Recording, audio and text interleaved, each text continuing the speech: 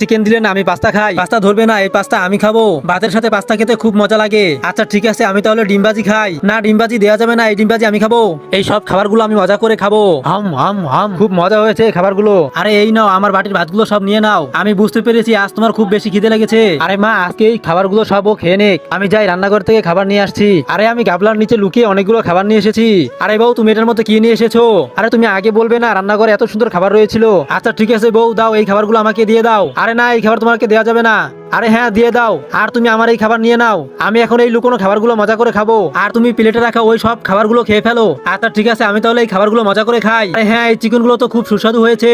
আরে বউ তো সেই কখন থেকে শুধু খেয়েই যাচ্ছে, খাওয়া শেষ হচ্ছে না কেন? বউর খাওয়া শেষ হলে আমি লুকোনো খাবারগুলো বের করে মজা করে খাবো। আরে বউর তো সব খাবারগুলো খাওয়া শেষ, এখন আমি লুকোনো খাবারগুলো মজা করে খাবো। আরে এটা কি হলো? এখানে তো শুধু কাঠি রয়েছে আর একটা গাজর রয়েছে। আরে বউ, তুমি কি কাজটা ঠিক করলা? একদম ঠিক করেছি। বন্ধুরা, বউ তো আজকে আমাকে মূলা ধরাই দিল। তোমরা সবাই লাইক করে দাও।